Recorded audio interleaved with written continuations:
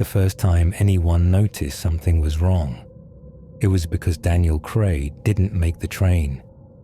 That sentence doesn't sound like much unless you understand what it meant in the context of his life.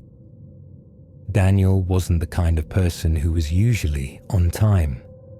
He wasn't even the kind of person who was always on time.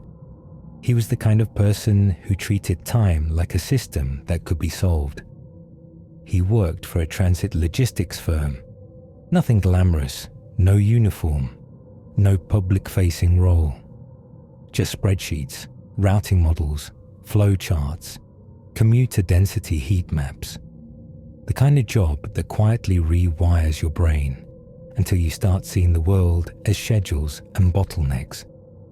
And Daniel took that wiring home with him. His co-workers joked about it. The way he showed up to meetings with his coffee already half finished, because he timed the walk from the cafe to the building down to the minute. The way he always left the office elevator at the same spot, because he knew the doors would open 1 second sooner on that side. The way he would change his gait, not consciously, but naturally, when he hit certain corners, because his body had learned which sidewalks were uneven and which ones stole time. It was obsessive, but it was also consistent, which is why the first time he was late, people noticed, and the first time he didn't arrive at all, it felt like the world itself had slipped a gear.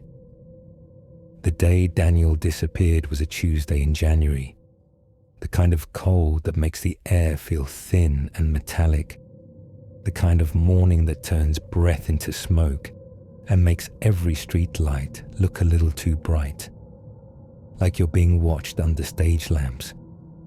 Daniel lived alone on the 4th floor of an older apartment building near the edge of downtown, close enough to commute, far enough that rent didn't bite as hard. He didn't own a car. He didn't need one. His entire routine was built around one thing: the 7:18 a.m. train. Not because it was the only train, or because he'd be late otherwise, because it was the train that fit his system. At 7:18, the platform crowd was just heavy enough to blend into, but not so heavy that movement slowed. At 7:18, the train arrived before the school rush got bad, before the office rush turned the turnstiles into bottlenecks. At 7:18, if you stood at the 3rd car marker and boarded the front door, you were exactly 12 steps from the set of seats that were statistically least likely to be occupied. Daniel knew things like that, and the weird part was, he wasn't wrong. His friends, what few he had, said you could set your watch by him. But that wasn't even the strangest part. The strangest part was that Daniel didn't take the same route to the station. Not ever. It started as a safety habit, something he'd picked up from an article about muggings. Don't be predictable. Don't walk the same streets at the same times. Don't make it easy. And Daniel took that advice like it was a commandment. He had 3 primary paths to the station and a dozen small variations. Sometimes he walked along the busier road. Sometimes he cut through a parking lot. Sometimes he took the longer route past a strip of closed storefronts because the streetlights were better. He'd leave at 6:58 one day, 7:03 the next, 6:55 after that, constantly shifting by minutes so the world couldn't settle into a pattern around him. He didn't talk about it like paranoia. He talked about it like math. He once told a co-worker, half laughing, "If you're predictable, you're a fixed point. Fixed points get targeted. You want to be a moving variable." So when Daniel didn't show up to work that Tuesday, his manager assumed it was a rare sick day. Maybe the flu. Maybe he'd slipped on ice. Then the manager checked the system. Daniel hadn't called in. He hadn't emailed. He hadn't messaged anyone in the group chat, and by mid-morning, when his absence had shifted from odd to alarming, someone tried to call him, straight to voicemail. At noon, a co-worker, his closest thing to a friend at the office, sent him a text that said, "You okay?" No response. By 2 p.m., the manager called the police for a wellness check, mostly out of policy and unease. It wasn't a dramatic call. Nobody said the word missing. It was phrased the way people phrase things when they don't want to overreact. We have an employee who didn't show up and we can't reach him. The officer who went to Daniel's apartment later described it as normal. The door was locked, no damage to the frame, no scratches near the latch. A neighbor in the hall said they hadn't heard anything. No argument, no thump, no shouting. When the building manager arrived with a key, they opened the door and stepped into a space that looked like it was waiting for him to come back. Shoes lined up by the entryway. Coat hung on the hook. Kitchen sink clean. Coffee maker loaded, untouched. His laptop was closed on the small table near the couch. His phone charger was plugged in beside an empty spot, like the phone had been picked up and never returned. But the most important detail was in his bedroom. His bed was made, not just tidy, made, corners sharp, blanket smoothed, pillow placed. It looked like a hotel room after housekeeping, not like a room someone had slept in. That's when the police stopped treating it like a wellness check, because if Daniel hadn't slept there, then where had he been? And if he hadn't slept there, then why did his apartment look like he was still inside it somewhere? They searched the unit, closets, shower, under the bed. Nothing. No sign of forced entry. No broken window. No blood. No missing valuables. The only thing missing was Daniel. And then the second strange thing surfaced. Daniel's work access badge had been used at the train station. Not at his office, at the station. The transit system logs every tap, every entry, every exit. Every time someone passes through a gate, the timestamps and location drop into a database. At 7:12 a.m., Daniel's badge had entered the station at the south gate. At 7:13, it had tapped again at the interior turnstile. And that's where it ended. No exit, no second entry, no use at the office building, no use anywhere else. Just 2 taps, and then silence. The station had cameras, of course. It was a modern facility. Wide platforms, bright lights, digital boards that flipped ads and arrival times. There were cameras aimed at the gates, the escalators, the platform edges. Enough angles that people usually assume the footage will solve things the moment police ask for it. But when the detectives requested that footage, they were told something that sounded like a mistake. The cameras that covered the south gate had been offline that morning. Not broken, not vandalized, just offline, a scheduled maintenance window. Except station maintenance logs didn't show a scheduled window at that time. So detectives asked for the platform cameras, and those were offline too. A different maintenance window, according to the system. Then the escalator cameras, offline. The entrance hall cameras, offline. The only cameras that worked that morning were the ones aimed at the parking lot outside. Everything inside the station, the part that mattered, had a black hole in time. From 7:05 until 7:29, all interior footage was missing. And then, at 7:30, the cameras resumed like nothing had happened, as if the station itself had blinked. Transit security insisted it was a system glitch. Glitches happen. But when detectives asked for the logs, who had authorized the maintenance, What credentials were used to disable the cameras? Security got quiet because it wasn't a random failure. The cameras had been disabled manually from an internal console using a supervisor-level login, and whoever did it had done it with precision. Not the whole day, not the whole week, just a narrow window around the time Daniel would arrive, which might still have been coincidence if Daniel was predictable, but he wasn't, or at least he wasn't supposed to be. At that point, the case split into two tracks. One track followed the simple question, "Where is Daniel?" The other followed the question nobody wanted to say out loud, "Who knew?" Detectives canvassed the station.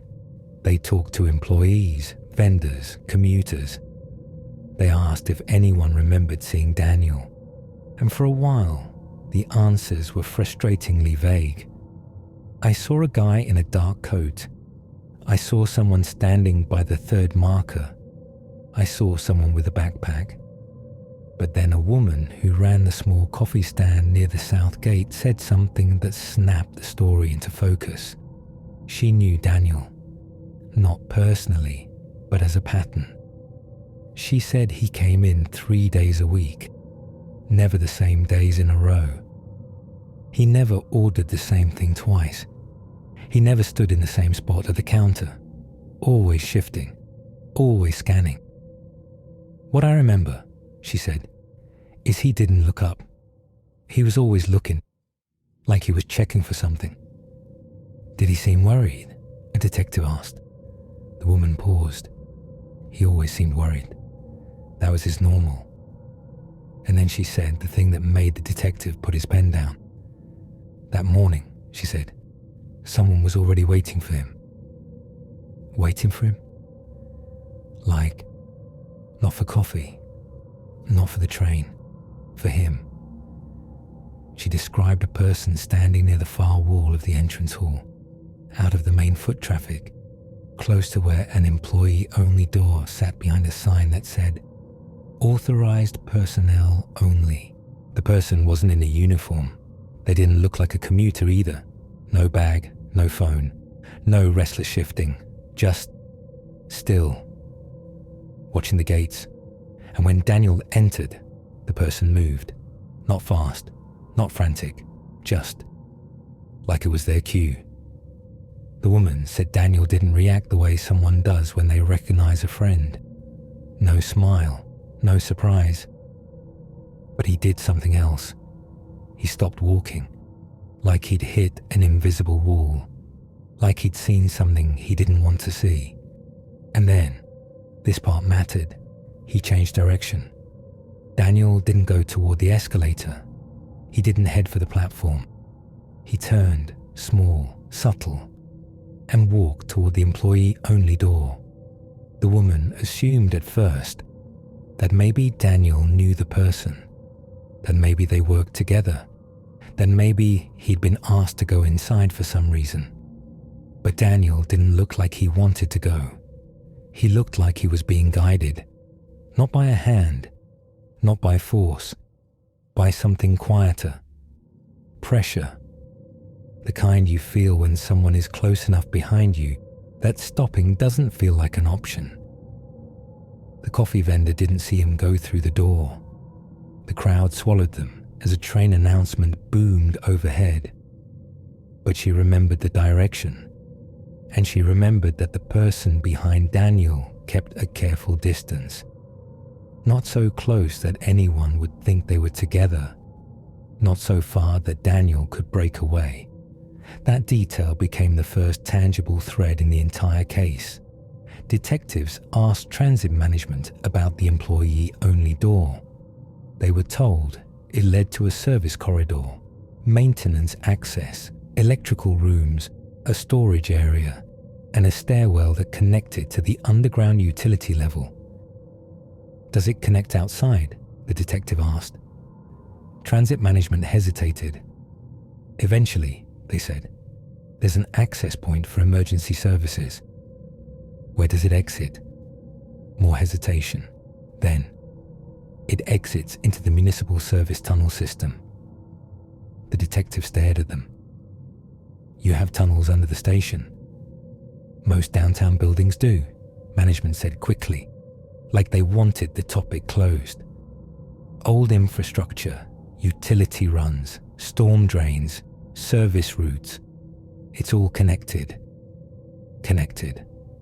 That word sat heavy, because connected meant there were ways to move that weren't visible from the street. Connected meant there were exits that weren't meant for public eyes. Connected meant that if someone wanted to take a person out of a train station without being seen, they could, if they knew where to go. Detectives requested access to the corridor. Transit management delayed. Paperwork, liability, safety. By the time police walked that corridor, the floors had been cleaned. Not maintained, cleaned. The kind of clean that isn't routine for an access hallway. No one uses unless something breaks. But even clean floors can't erase everything. One of the detectives noticed scuff marks near the base of the employee door, like something had been dragged lightly. Rubber soles catching and slipping. They found a smear on the wall at shoulder height where someone had brushed it with a coat. They found, in one corner where the lighting was poor, the faint outline of a footprint that didn't match the tread of the maintenance crew boots. It was too late to collect anything useful, but it was enough to confirm the direction. Daniel had been moved into a place where cameras didn't exist, and then, when detectives pushed transit IT again about the camera blackout, they got a more detailed answer. The login used to disable the cameras belonged to a supervisor who had been on leave for months. Medical leave. The supervisor swore he hadn't touched the system. He swore he didn't know Daniel. He swore his credentials were secure, but his account had been used. At 6:54 a.m., someone logged into the internal camera console. At 6:55, they disabled the entrance hall cameras. At 6:56, they disabled the Southgate cameras. At 6:58, the escalator cameras. At 7:02, the platform cameras. They didn't disable them all at once. They did it in a sequence, like someone moving through a checklist. Then at 7:29, they re-enabled everything in reverse order, like closing a door carefully behind them. That level of precision didn't match a prank or a glitch. It matched someone who knew what they were doing. Someone with access, or someone with the knowledge to steal access. But the part that turned the case from unsettling to terrifying wasn't the cameras. It was the timeline. Remember, Daniel didn't have a fixed arrival time. He shifted his departure from home almost daily. If someone was guessing, they could easily miss him. If someone was waiting, they might wait for hours. But whoever disabled those cameras chose the exact window in which Daniel arrived, which meant one of two things. Either Daniel was more predictable than he thought, or someone was watching him before he got there. And that's where detectives started digging into his life. They pulled his phone records. Nothing unusual in the days before he vanished. No long calls, no strange numbers, no angry messages. They looked at his bank statements. No large withdrawals, no travel bookings, no starting a new life behavior. They searched his apartment for notes. Nothing, except in the kitchen trash, beneath a crumpled grocery receipt, they found a small slip of paper with a time written on it, 7:12, and beside it, a single word, late. Detectives asked his co-workers if that meant anything. Nobody knew. They asked his neighbor if Daniel had seemed worried. The neighbor shrugged and said, Daniel always seemed like a person who didn't sleep much. Then, A week into the investigation, another piece fell into place. It came from someone nobody would have thought to interview: the building janitor, an older man who cleaned the halls and emptied trash and watched tenants come and go without ever being part of their lives. He told detectives that Daniel sometimes left his apartment late at night, not often, but often enough that he noticed. Daniel would step into the hall, look both directions, then walk toward the stairwell instead of the elevator. "Why the stairs?" a detective asked. The janitor shrugged. Maybe he didn't like being in a box with strangers. Then the janitor added, almost as an afterthought, he always looked back down the hall before he went in. "Like he forgot something?" "No," the janitor said, like he was checking behind him. That detail lined up with everything else. Daniel was paranoid, or careful, or both. But paranoia doesn't create a vanishing. It only creates the feeling that one was inevitable. Detectives began to suspect Daniel had noticed something before he disappeared. Maybe he'd noticed he was being followed. Maybe he'd noticed someone repeating in his random routes. Maybe he'd seen a pattern in the moving variable. And maybe that's why he'd written late with the exact station entry time. Because he wasn't asking if the train was late. He was asking if he was late. If he was late to the station, the person watching might have to wait longer. If he was late, the camera blackout might not align. If he was late, the plan might break. Unless the plan adjusted for him. Unless the person running it knew when he was coming regardless. Unless someone was watching him from much closer than the station. A month passed. Then 2.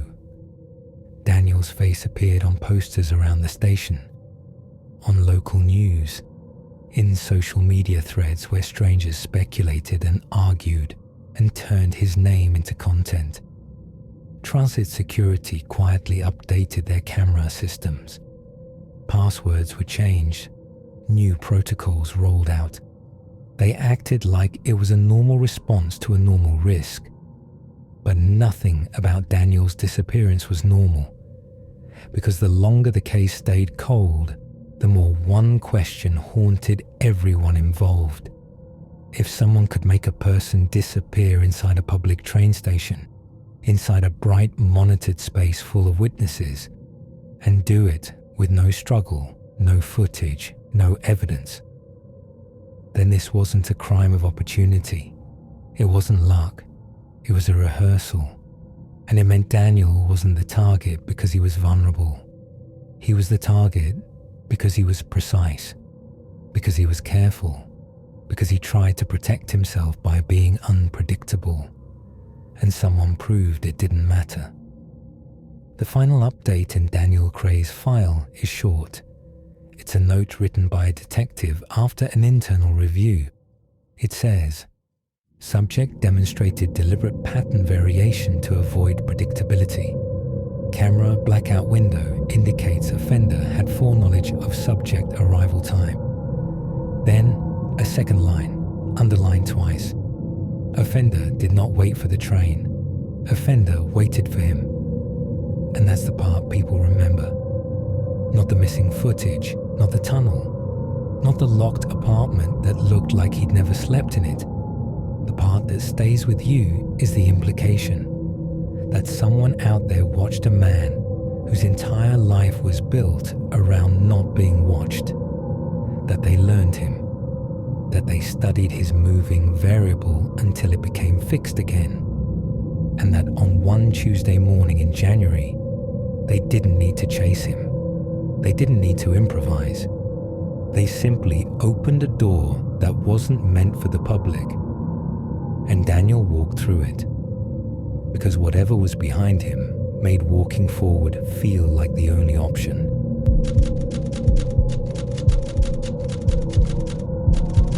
The second disappearance didn't happen in public. That's what made it worse. Because when someone vanishes at a train station, you can blame the crowd, the noise, the blind angles, the 1,000 tiny distractions that let a person slip through the cracks. But when someone disappears from inside a locked house, there are no cracks. There are only doors and windows and the quiet, awful understanding that nothing moves in a sealed space unless it's meant to. Her name was Lila Harlow. She was 16, the kind of girl teachers described as bright but guarded, the kind of kid who did her assignments early, who kept her headphones on in the hallway, who sat near exits, not because she was rude, but because she liked the option of leaving. Her parents didn't think of her as paranoid. They thought of her as cautious, which, in their house, was almost the same thing. The Harlows lived in a neat 2-story place on a cul-de-sac where everyone's porch lights matched and the lawns were trimmed even in winter. The neighborhood was quiet, the kind of quiet that makes you hear your own thoughts too clearly at night. They had an alarm system. They had cameras over the front door and the driveway. They had a motion light in the backyard that could wake the dead. And they had a daughter who, over the last 2 months, had started acting like all of that still wasn't enough. It began small. Lila asked her father to replace the lock on her bedroom door. Not because it was broken, she said, because it felt loose. Then she asked for one of those cheap door wedge alarms, the kind that shrieks if someone pushes on the door. She claimed she'd seen it online. It's just a safety thing, she told them, light and casual, like she was talking about sunscreen. Her mother laughed it off at first. Teenagers went through phases, true crime podcasts, social media paranoia. The world teaches kids to be afraid of everything now. But then the request kept coming. A second lock for her window, new curtains, heavier ones. A small mirror angled toward the hallway so she could see the reflection without opening her door fully. Her parents argued about it in private. Her father insisted it was harmless, better to indulge than dismiss. Her mother worried it would feed something unhealthy. Neither of them considered the third possibility, that Lila's fear wasn't a phase, that it was evidence. Because the thing about fear is that people love to treat it like a feeling, but sometimes it's a reaction. Sometimes it's the only warning you get. Lila never said someone was following her, not directly, but she started doing strange things. She would come home from school and immediately check the mailbox before walking inside, like she didn't want to linger at the door. She would step into the hallway and look into the dark living room, even when she hadn't been home long enough for anything to change. And more than once, her mother found her standing in front of the window in her room, curtain barely moved, staring into the street with that frozen stillness people get when they're listening for something they don't want to hear. "What are you doing?" her mother asked once. Lila blinked, like she'd been pulled out of a dream. "Nothing," she said. "I thought I saw a car." "What car?" "I don't know," Lila said quickly. "Just a car." And then she changed the subject. That was Lila's method. She would reveal the edge of something, then seal it back up before anyone could look inside, until the night she disappeared. It was a Friday in late October, rainy and cold, the kind of night where the world turns into reflections. Street lights smeared in wet pavement, headlights sliding across house fronts like searching eyes. Her parents were going out for dinner with friends, not far, 20 minutes away, 2 hours, maybe 3. They asked Lila if she wanted to come. She said no. She said she had homework. Her mother hesitated at the top of the stairs before leaving, looking up toward Lila's room. "You okay?" she called. Lila appeared at the railing in an oversized sweater, hair damp from a shower, face clean and pale under the hallway light. "I'm fine," she said too fast. "Have fun." Her father smiled and told her not to stay up too late. And then the house became what it always became when parents leave and a teenager is alone. Too large, too quiet. Her parents armed the alarm at the front panel. The system chirped. The red light came on. They locked the door. They checked the cameras, front porch, driveway, side gate. Everything normal. Then they left. Their car backed out of the driveway and disappeared into the rain. The next 3 hours, according to every system they trusted, should have been uneventful. The alarm system recorded no breaches, no door sensors triggered, no window sensors opened, no motion sensors tripped downstairs. The exterior cameras showed no one approaching the house. The neighborhood didn't report any disturbances. And when her parents came home just after 10:30, they expected the usual scene. A quiet house, Lila in her room, lights off, phone charging. They parked in the driveway and walked up to the door. The porch light turned on automatically. The camera pointed down at them. Her father entered the code at the alarm panel. The alarm chirped and disarmed. Normal, safe, predictable. Until her mother called up the stairs. "Lila." No answer. Her father shrugged and said she was probably asleep. But her mother didn't like the quiet. There are different kinds of quiet in a house. There's the quiet of sleep, where the air feels settled. And there's the quiet of absence, where the house feels like it's holding its breath. Her mother climbed the stairs. The hallway was dark except for the faint light leaking from the bathroom nightlight. Lila's bedroom door was closed. Her mother knocked lightly. "Lila." Nothing. She turned the handle. Locked. That was new. Lila didn't usually lock her bedroom door when she slept because the house alarm made her feel safe. Her mother frowned and knocked again, harder this time. "Lila, open the door." Still nothing. Her father came up behind her, suddenly serious. "Maybe she's wearing headphones," he said, but it sounded like he was trying to convince himself. He called Lila's phone. It rang twice, then went straight to voicemail. He tried again. Voicemail. Her mother's hands were cold now, not from the air, but from the sudden shape of fear. They went downstairs and grabbed the spare key to Lila's room. They came back up. Her father slid the key into the lock. It turned easily, and the door opened. Lila wasn't inside. Her room looked staged, not messy like a teenager's room normally is, not tidy like a parent's fantasy. Staged. Her bed was made. Not perfect, but not slept in. Her desk chair was pushed in. Her laptop was closed. Her phone was not on the charger.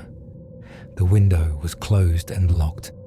The curtains were drawn, heavy fabric blocking the street light. Her mother crossed the room in 3 quick steps and yanked the curtain aside. The glass was cold. No cracks. No sign anyone had opened it. The lock was engaged. Her father checked the window tracks for dirt or prying. Nothing. Her mother looked under the bed. Nothing. Her father opened the closet. Nothing. And then he noticed the door wedge alarm on the floor. The cheap little wedge Lila had insisted on. It wasn't under the door. It was placed carefully beside the wall, as if someone had removed it and set it down gently. Not kicked away, not tossed, placed.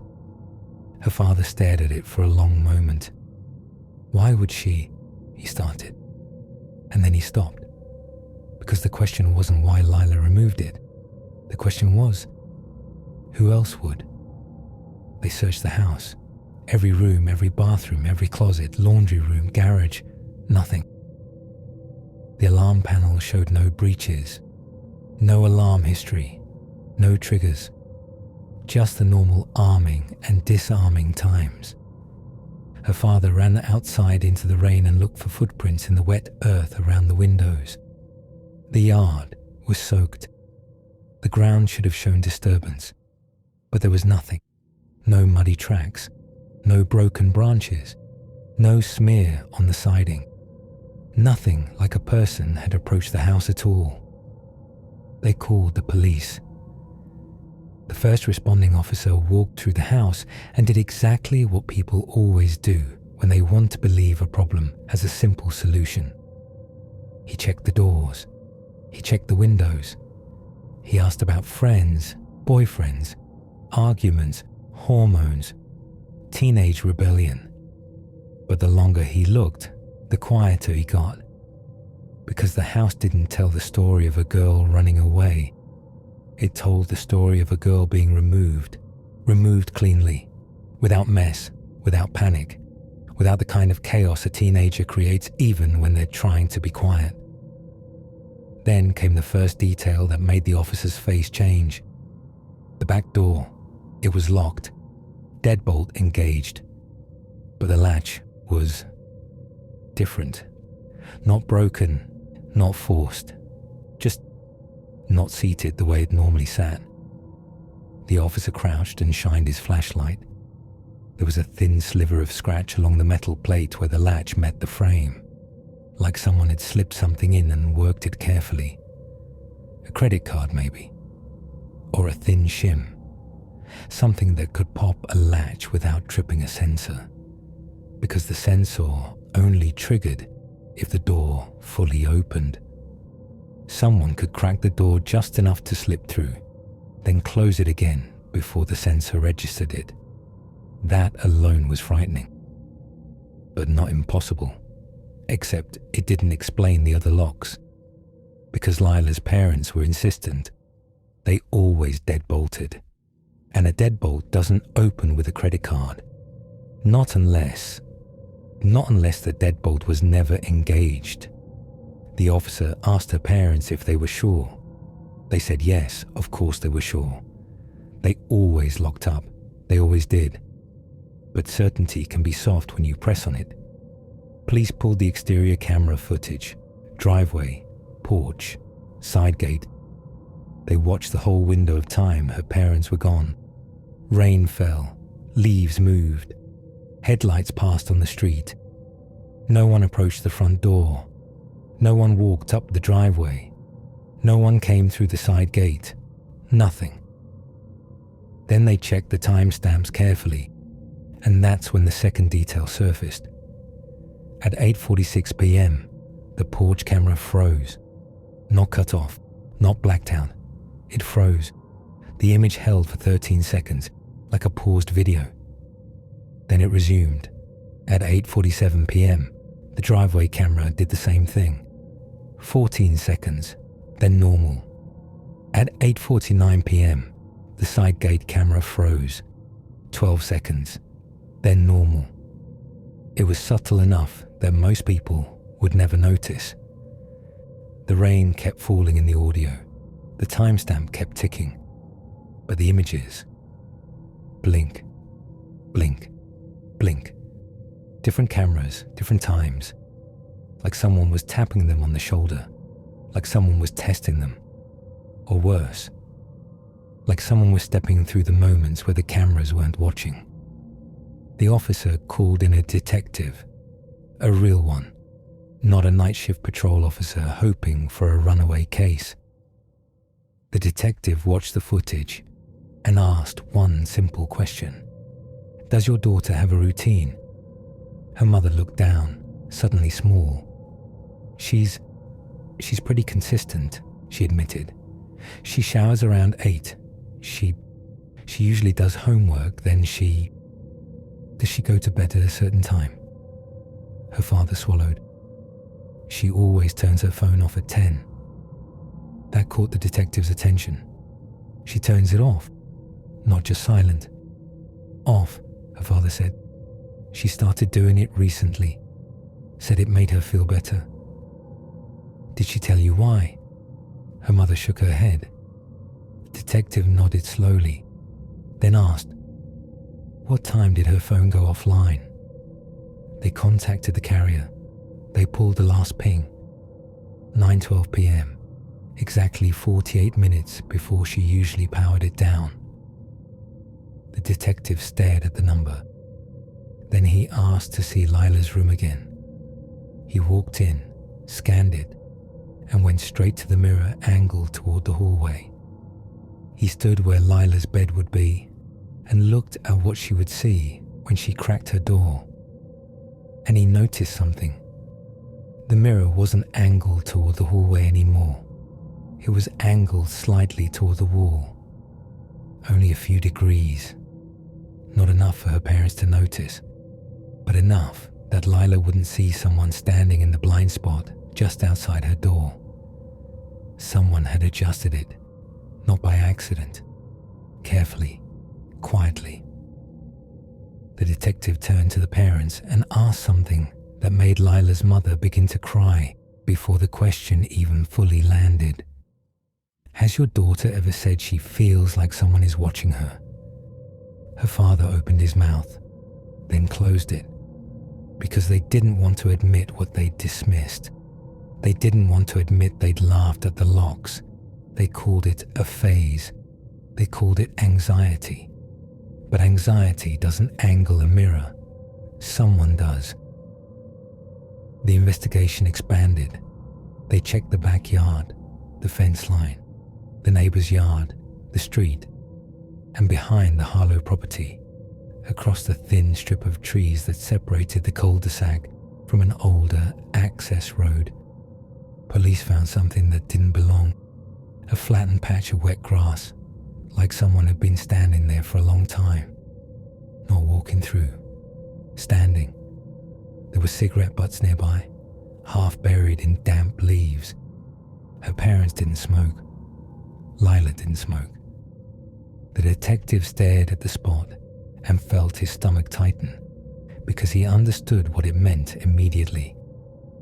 Someone had been watching the house, watching the windows, watching the lights, watching the moment her parents left. And if someone had been watching long enough, they would know everything. They would know which blinds didn't fully close, which windows were locked and which ones weren't. They would know where the floor creaked. They would know the alarm's chirp pattern. They would know when Lila went upstairs. They would know the routine, down to the minute, because routines are loud if you pay attention. The more the detective learned, the more the case began to feel less like a break-in and more like a performance. The cameras freezing weren't random. They were timed. And the locks weren't a puzzle. They were a script. Someone didn't force their way into the house. They entered in the small, quiet gaps, and when they got inside, they didn't rush. They didn't tear the room apart. They didn't leave chaos. They moved like they already knew exactly what was where. They removed the wedge alarm without kicking it. They adjusted the mirror so Lila wouldn't see them. They powered down her phone early, before she could decide to call someone. They got her out of the room without disturbing the bed, and they left the room looking like she'd never been there at all. The cruelest part was what they didn't take. They didn't take her laptop. They didn't take her wallet. They didn't even take her headphones. If she'd run away, she would have taken something. A charger, a jacket, a bag. If she'd been forced, there would be signs. A struggle, a broken nail, a knocked over chair. But there was nothing. Just absence. And a room that looked like it had been reset. As if whoever took her wanted one thing more than the girl herself. They wanted the family to question their own reality. They wanted the house to look impossible. because an impossible scene buys time. It makes people argue. It makes them debate whether it even happened the way it happened. It makes them doubt, and doubt is a weapon.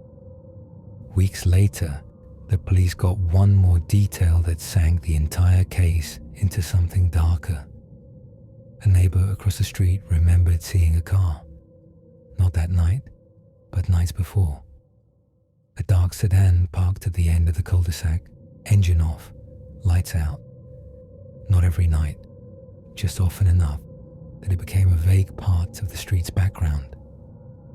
The neighbor assumed it was a teenager hiding from parents, someone texting, someone waiting. But when the detective asked if the neighbor remembered the dates, the neighbor said something chilling. It was usually there on nights when her parents weren't home, the neighbor said. That was the point where the detective stopped seeing Lila as a victim of chance and started seeing her as a victim of study. Because if that was true, then whoever did this wasn't improvising. They were testing, learning the patterns, checking how long the parents stayed out, watching which lights went on, which ones didn't, learning when the alarm was armed, learning the rhythm of the house, learning the girl.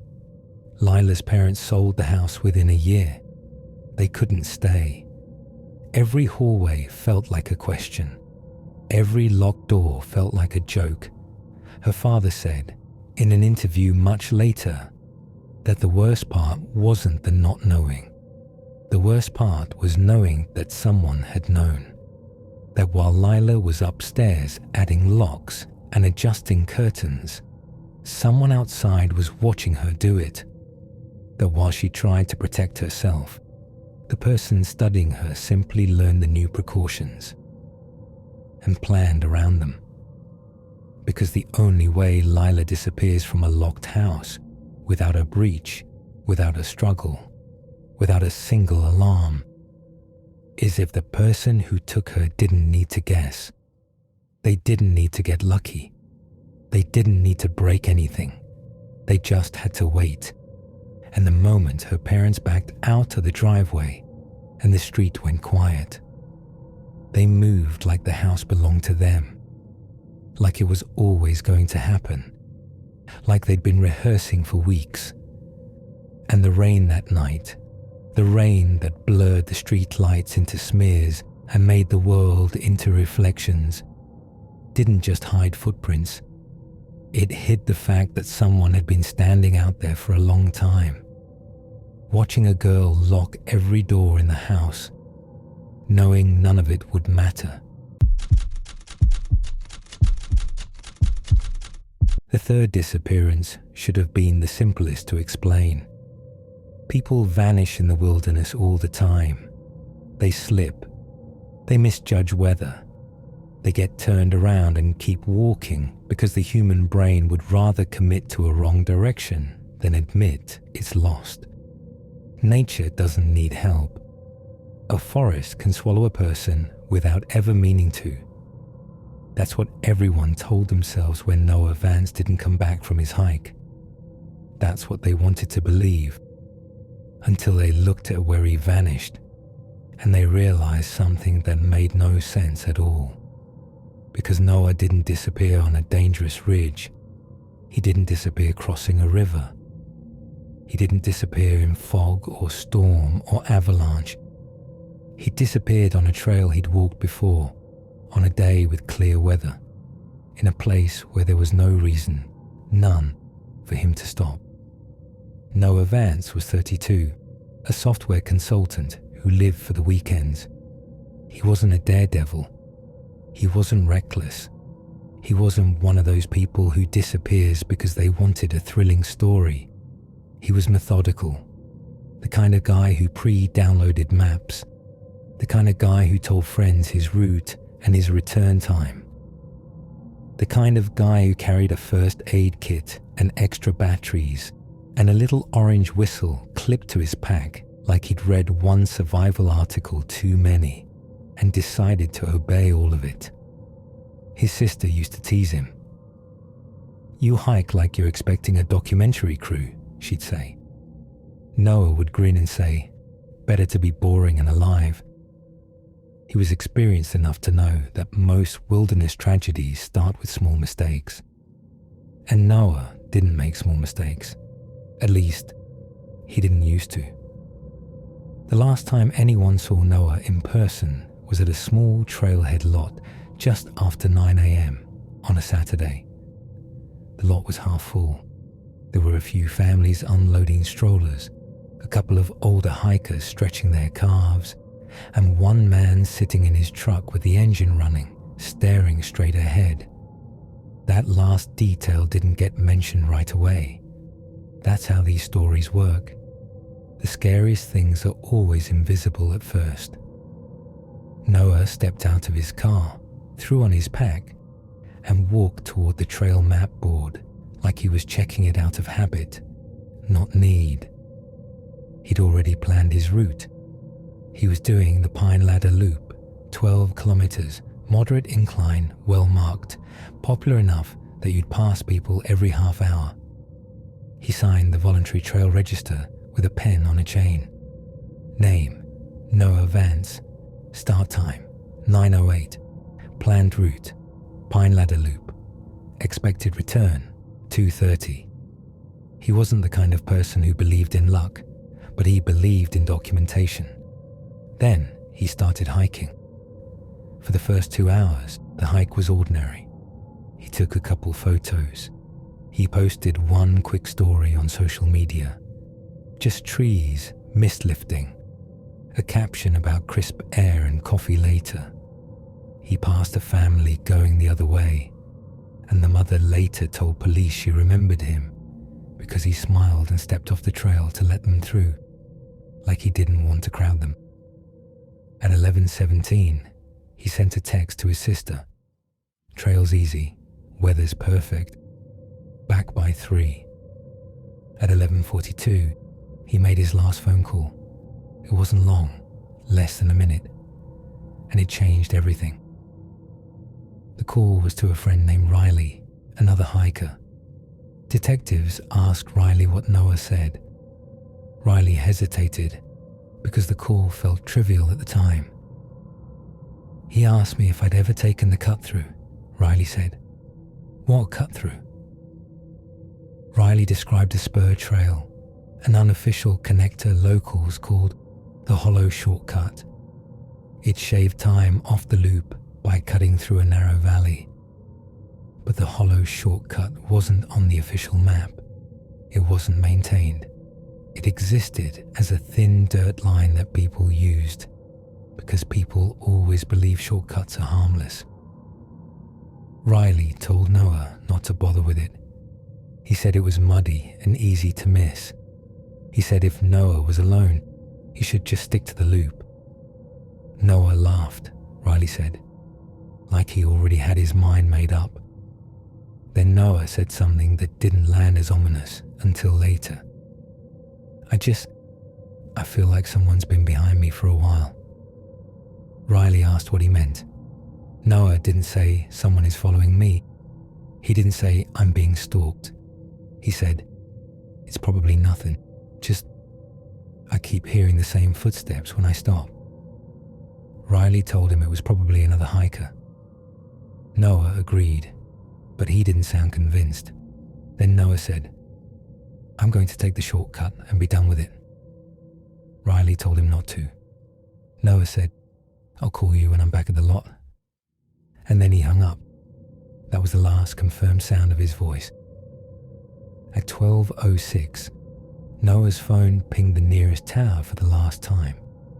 Not a call, not a text, just a data heartbeat, like his phone checking in as it moved through the valley. Then nothing. No more pings, no more updates, no more signal. And at 2:30, when Noah didn't return to the lot, nobody panicked yet. People get delayed, people stop for lunch, people take photos. But by 4 o'clock, when his sister called and it went to voicemail, the familiar unease crept in. By 6 o'clock, she called the park office. By sunset, search and rescue was mobilizing. They started where you always start, the route Noah rode down, the Pine Ladder Loop. They sent teams both directions. They checked the obvious hazards, stream crossings, steep dips, places where someone could slip and tumble out of sight. They called his name. They blew whistles. They listened for a whistle answering back. Nothing. The next morning, they expanded. More volunteers, dogs, a drone. And by afternoon, they found something. Not Noah, but something that made the case tighten into something colder. They found his pack. It was sitting on a flat rock beside the trail. Not thrown, not abandoned in brush. Sitting. Like a person had set it down carefully and intended to pick it back up. Inside were his supplies, first aid kit, water, snacks, extra layer, spare batteries. Everything you would take if you were leaving the trail on purpose. Everything you would cling to if you were lost. But the strangest part wasn't what was in the pack. It was what wasn't. His phone wasn't there. His keys weren't there. His whistle wasn't there. Which meant he had taken those things with him, wherever he went next. The rock where the pack sat wasn't near a cliff. It wasn't near water. It wasn't near a steep incline. It was near a section of trail so ordinary that hikers barely noticed it. The kind of spot you walk past without ever thinking, because it doesn't look like danger. And yet, this was where Noah's pack was left, like a bookmark. Search and rescue combed the surrounding area. They found Noah's footprints, at first, clear prints in damp earth leading along the trail. And then, about 20 meters past the rock, his footprint stopped. Not gradually, not fading, stopped, as if he'd stepped off the earth into air. They searched for signs he'd left the trail. No broken brush, no scuff marks down the slope, no dragged heel marks, no flattened grass. They searched for animal activity, nothing unusual. They searched for signs of struggle. Nothing. No torn fabric, no dropped items, no blood, no disturbed soil, just the pack. And footprints that ended too cleanly to be real. The search leader, a man with decades of experience, said something that made the volunteers look at each other in silence. "I've seen people vanish out here," he said, "but not like this." He meant not neatly. Most wilderness disappearances leave chaos. A snapped branch, a dropped glove, a trail of little accidents you can follow like breadcrumbs. Noah left none of that. It was like the forest had erased him. That's when the investigators finally looked at the thing everyone avoids at first, the someone else question. They checked the trail register again. They compared names, times, vehicles. They found Riley's name, another hiker. They found a couple families. They found a group of 3. And they found something missing. Noah had signed in at 9:08, but there was a gap. From 9:05 to 9:20, no one else had signed in. And yet multiple witnesses described seeing another solo hiker on the trail around that time. A person in dark clothing, hood up, walking at a steady pace, never overtaking anyone, never stopping to take photos, never stepping off the trail to let people pass, just moving, like they were following a schedule.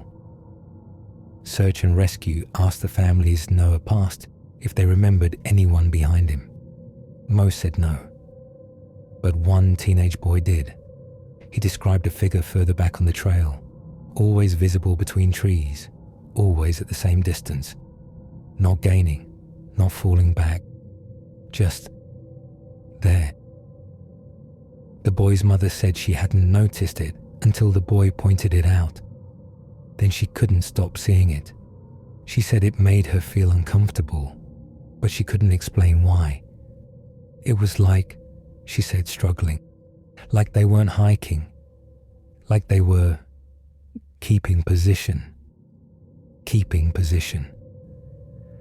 That phrase showed up again later when police interviewed another hiker who'd been on a different section of the loop.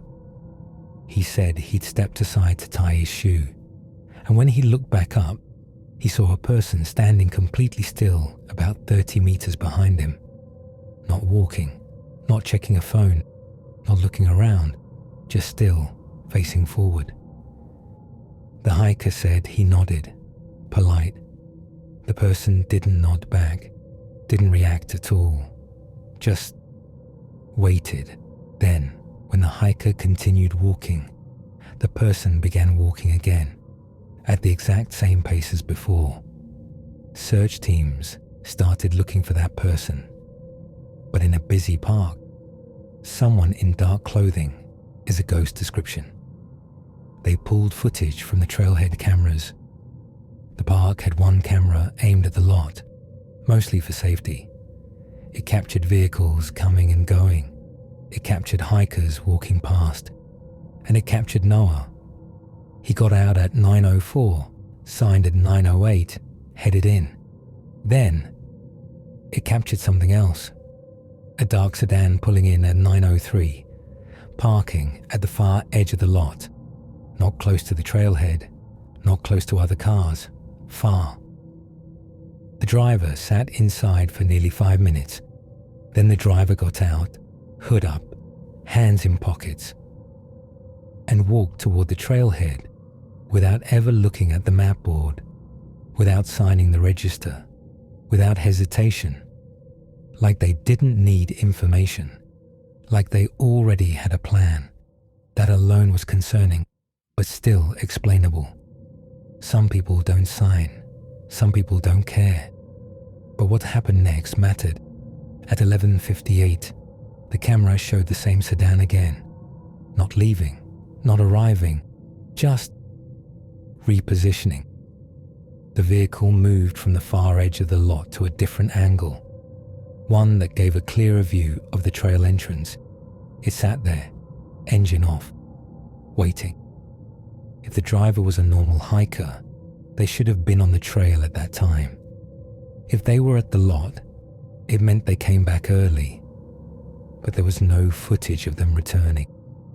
No figure walking out, no hooded person emerging from the trees, just the car shifting, as if it had never left, as if someone else had moved it, or as if it had been sitting occupied the entire time, with someone inside watching. Then, at 12:24, roughly the time Noah's phone went dark, the sedan left, slowly.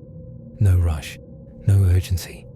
It pulled out and disappeared down the access road, and that was the last time anyone saw it. Police ran the plate. It was obscured by rain and distance, not unreadable, but conveniently unclear. They couldn't confirm a match. Noah's sister asked the question everyone asked at that point. Could he have been taken? Most investigators don't like saying yes to that, because yes means you're dealing with an entirely different kind of threat. A threat with intent, a threat with planning. But Noah's case didn't behave like an accident, and it didn't behave like a voluntary disappearance either, because Noah changed his plan. Remember that. Noah's original route was the Pine Ladder Loop. Public, marked, predictable. Then, mid-hike, after hearing footsteps, he made a sudden decision to take the hollow shortcut, an unofficial spur, a deviation, a variable. If someone planned to intercept him on the loop, the shortcut should have ruined that plan. It should have made it harder. It should have made it impossible.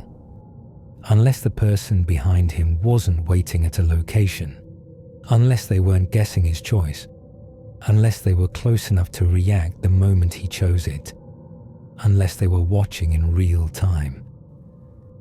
Search and rescue finally shifted focus to the hollow shortcut. They found the entrance easily enough.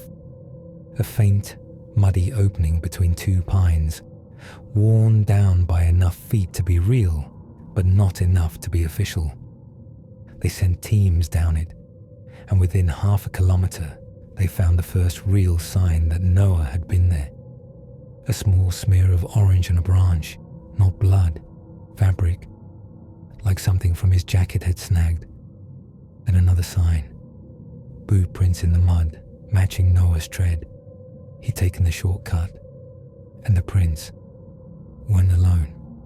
There were other prints too, not clearly defined, mud distorted them, but present.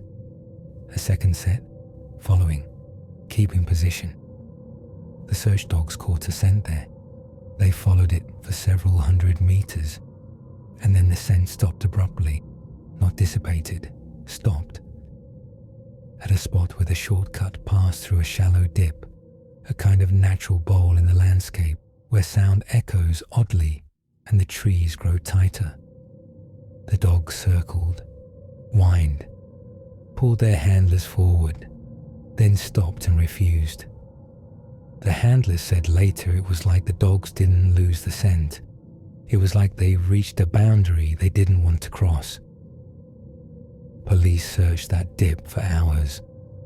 They combed every fallen log, every hollow, every patch of brush. And then they found something that made the search leader go quiet. A length of thin cord, tied around a tree trunk at waist height, cut cleanly. Not old, not weathered, fresh. Like someone had tied something there recently. Something like a line or a marker, and then removed it. It wasn't survival gear. It wasn't something Noah carried. It was too thin, too deliberate. It looked like a placement marker, like a person saying, "Here, stand here, wait here. This is where it happens." And once you see that possibility, the entire scene shifts in your mind, because that means Noah didn't just wander into trouble. Trouble was waiting. The final, most haunting detail came from Noah's phone. Weeks into the investigation, police used data recovery methods to pull partial location history from his account. The last GPS coordinate didn't place him off a cliff. It didn't place him deep in the woods. It placed him on the trail, right in that shallow dip, right where the dog stopped, right where the cord had been.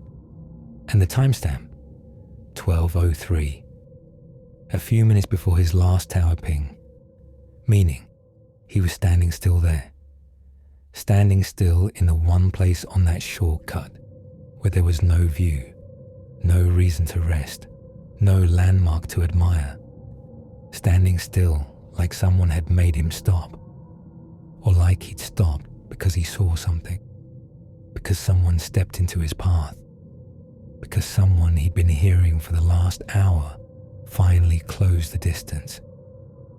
The case never officially confirmed an abduction. That word stayed locked behind careful language, but the people who worked it, search leaders, detectives, volunteers, they all carried the same unspoken conclusion. Noah didn't get lost. He didn't fall. He didn't decide to disappear. He was intercepted. And the only way he was intercepted, after changing his route mid-hike, was if the person following him wasn't waiting at the destination. They were with him, behind him, close enough that the moment Noah deviated, they deviated too. Close enough that when he stopped, they stopped. Close enough to make him leave his pack neatly on a rock, like he thought he'd be back in a minute. Close enough to take him without chaos, without a struggle, without sound. The search leader said something at the end of the final day, when they were packing gear into trucks and the volunteers were exhausted and quiet. He stared down the trail, into the trees, and said, "Forests don't do this." Someone asked what he meant. He didn't look at them. He just said, again softer, "Forests don't do this. Because nature is careless. Nature is messy. Nature doesn't pause cameras at a trailhead. Nature doesn't park a sedan in the far corner of a lot and reposition it to watch the entrance. Nature doesn't leave a pack placed neatly like a prop. Nature doesn't end footprints cleanly at a spot where someone was made to stand. Only a person does. Only a watcher does. And the worst part, the part that turns your stomach if you let it sit too long, is the possibility that Noah wasn't chosen because he was reckless. He was chosen because he was careful, because his carefulness made him predictable in a different way, because when he felt watched, he chose a shortcut to escape it, and whoever was watching already knew he would, or was close enough to follow him into that quiet dip in the woods and step forward at exactly the right moment and make him stop. Madness and Macabre.